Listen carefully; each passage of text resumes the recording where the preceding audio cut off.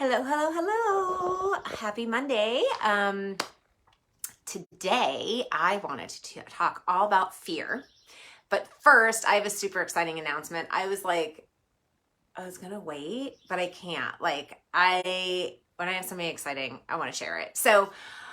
Uh, the retreat, the retreat, I am hosting a retreat September 21st to 24th. It's a Thursday to a Sunday. And the retreat is going to start like Thursday afternoon, Friday, Saturday, and then you have the option to spend an extra night at our hotel in Leavenworth. And so the rooms are blocked. The space is reserved. It is in this it's called a Grange Hall, which is what it is, but it's this like sweet little house that has like hardwood floors and a whole bunch of windows, and it's like literally 50 feet from our hotel. And for those who are not local and in the Seattle area, Leavenworth is like this adorable Bavarian village that is about 2 hours and 15 minutes east of Seattle. And it's like, I think it just got voted like within like the top 50 places for like to bring a family in the country. And it's like nestled in these mountains. You feel like you're in the Alps. It's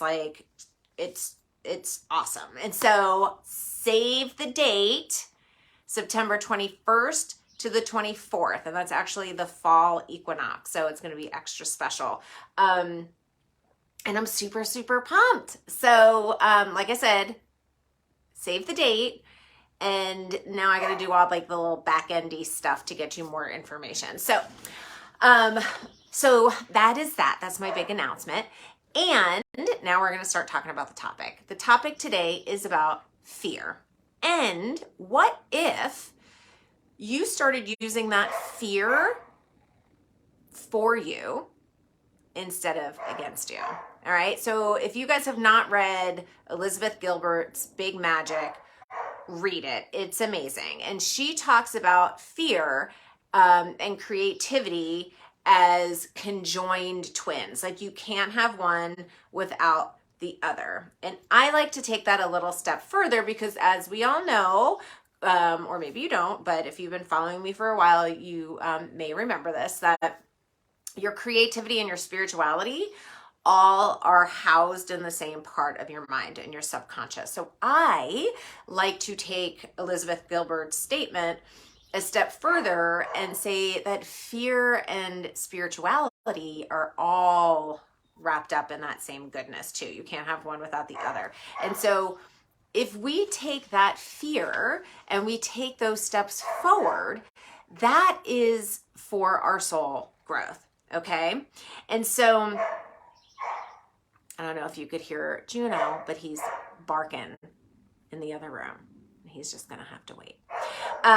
And so what if you started to look at fear as your soul's GPS of, hey, like your higher self being like, psst, this way for soul growth. Okay.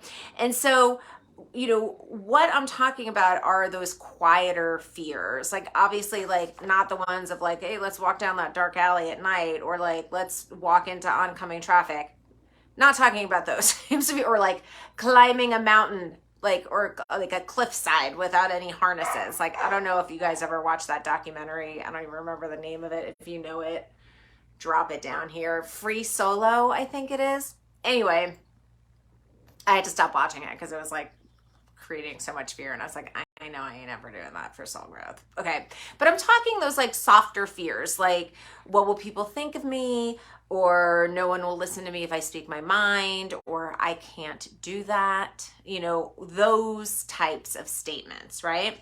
So this is why that ego is the frenemy. And so what would your life look like if you were able to quiet down that frenemy and take the steps to actually move in that direction? Because that little like, ooh, I can't do that. If you do it, one, you're turning that fear into courage. And two, That's growth.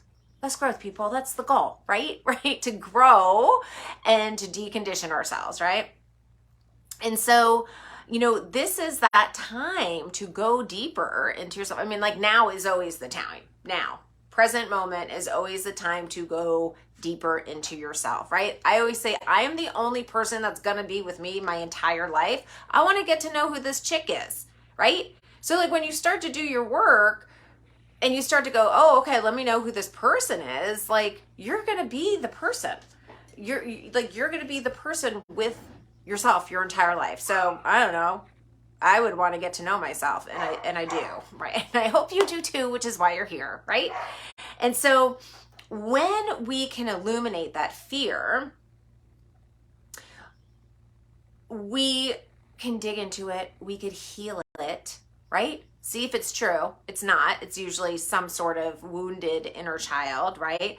And we could find out why it's actually stopping us from living our best lives, or a more fulfilled life, or a more content life, or a more chill life. It doesn't have to be like, go live your best life, right? Like, how do you want to live it? Like, maybe it's just more peace. I mean, who can I get a thumbs up or a high five or something for that one? So, what fear do you have? Okay, and what old behavior is being highlighted in that, so that we can create a new healthy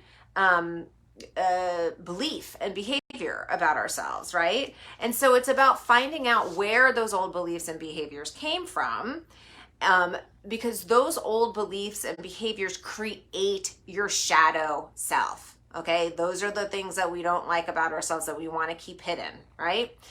And so, and here's the I don't know if shocker is the right word. I don't know what I'm looking for, but like the I don't know, ending to the story. I don't know.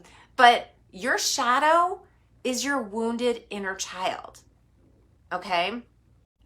And so when we take a look at these parts that we don't like about ourselves, right? And our core fears, like one of my core fears is about safety. Okay? And so when I don't feel safe, the behavior that comes from that is control. Ooh, see how I did that? That's a shadow part of myself right there. And so that doesn't work for me. But through my healing work, I do recognize that it's the inner child, and then it's about loving up on that inner child. So what is that core fear for you? Is it love and safety, scarcity, rejection, caretaking and rescuing, abandonment, unworthiness, addictions, victim, martyr, persecutor? We all know the trauma triangle, right? So no matter how it shows up for you, acknowledge that it is that inner child. Imagine how old that child is, and then bring your adult self in and love up on that child.